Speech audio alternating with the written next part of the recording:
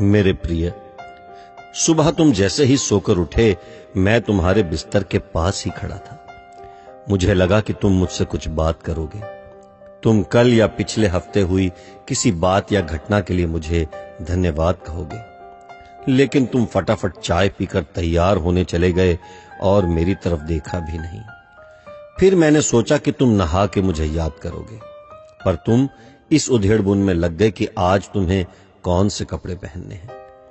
फिर जब तुमने ऑफिस जाने के लिए ट्रेन पकड़ी तो मैं समझा कि इस खाली समय का उपयोग तुम मुझसे बातचीत करने में करोगे, पर तुमने थोड़ी देर पेपर पढ़ा और फिर खेलने लग गए अपने मोबाइल से, और मैं खड़ा का खड़ा ही रह गया।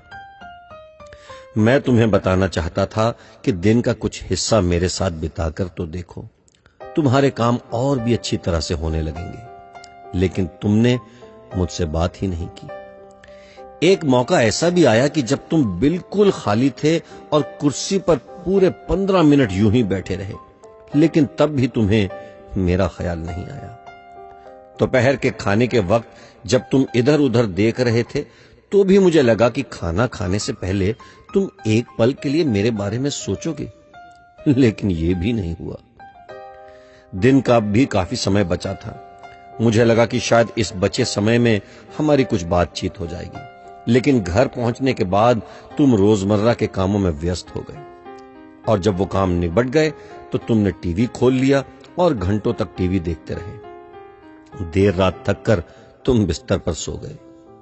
मेरा बड़ा मन था कि मैं भी तुम्हारी दिनचर्या का हिस्सा बनूं, कुछ वक्त तुम्हारे साथ बिताऊं, तुम्हारी कुछ सुनूं, तुम्हें कुछ सुनाऊं, कुछ मार्गदर्शन करूं तुम्हारा, ताकि तुम्हें समझ आए कि तुम किस लिए इस धरती पर आए हो और किन कामों में उलझ गए हो। लेकिन तुम्हें समय ही नहीं मिला और मैं मन मार कर ही रह गया।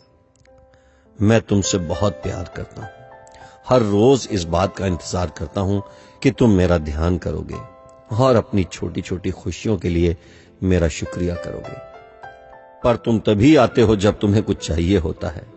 तुम जल्दी में आते हो और अपनी मांगे मेरे आगे रखकर चले जाते हो। और मजे की बात तो यह है कि इस प्रक्रिया में तुम मेरी तरफ देखते भी नहीं। खैर, कोई बात नहीं, हो सकता है कल तुम्हें मेरी याद आ जाए। ऐसा मुझे विश्वास है और मुझे तुमसे प्यार है। आखिरकार मेरा दूसरा नाम प्यार ही तो है। तुम्हारा यीशु मसीह।